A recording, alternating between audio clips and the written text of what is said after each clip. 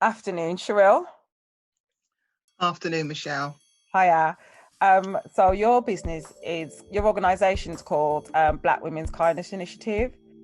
And what do you do at Black Women's Kindness Initiative? Okay.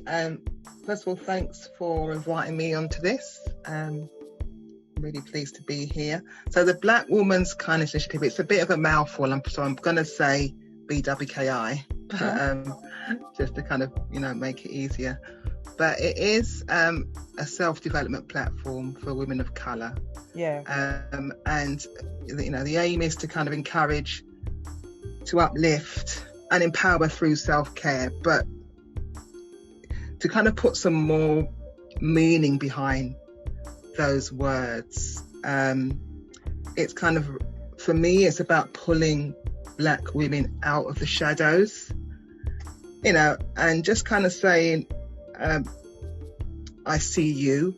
I want to be able to kind of pull out the gifts and abilities that you have. I want to understand what is important to, and kind of build a platform for the issues that are important for us as Black women. And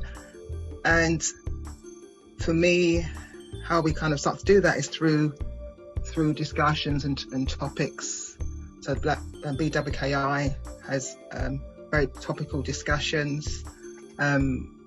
We have workshops, because we focus on self-care. Like, self-care is something which has been diluted a bit, I feel, in the media.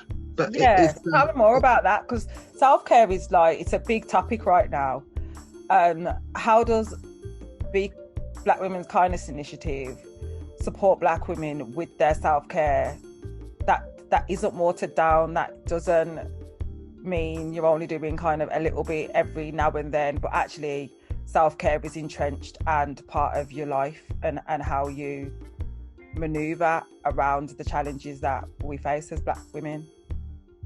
Yeah, and I think it is kind of taking some steps back and kind of moving away from the current narrative that we have, which just kind of really speaks about self-care in a kind of an indulgent sense. Not to say for some people that's what it is, but when we're kind of looking at, for me, when I look at self-care for us as Black women, it's a lot more about our existence, a lot more about our survival, and kind of working against some of the conditionings we've had growing up.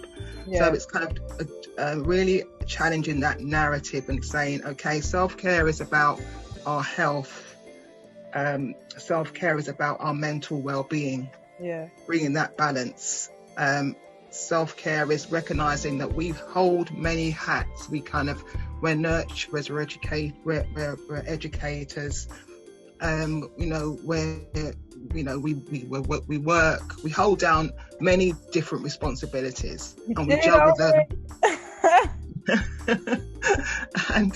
and we juggle them the best we can. Sometimes we drop a few balls, and self-care is about saying, okay, it's okay to drop a few balls, because sometimes we need to just recognize that in all this, the responsibilities that we're holding, we are within that, we are there juggling them, and we need to take a stop and focus on ourselves. And that's the thing that a lot of time we feel very uncomfortable with. It can feel very foreign to us, and I've had many conversations with women where they feel quite guilty to kind of to be kind of saying, actually, I need this time for myself.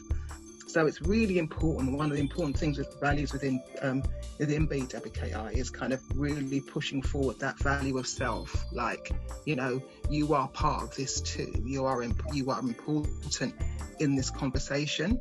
And it almost thinks that, well, of course it should be. Why is it even a conversation? But it does need to be, because there's a lot of us, and a lot of us, and I include myself in this, because I was like that myself, where it's kind of, you just feel you're having to do so much for other people. Yes. And then when you're kind of taking time for yourself, no, maybe I shouldn't do this now. Maybe I'll put myself aside, and maybe I'll carry on just kind of doing that function of taking care of and make sure everybody else is okay. And it's very important. Go on, sorry, Cherrill. No, it's just very important to address that dialogue. So throughout BWKI, self-care, caring for self. I mean, self-care, because of that the phrase becomes diluted. So I'm very conscious of that. So it's basically caring for self is part of that conversation throughout.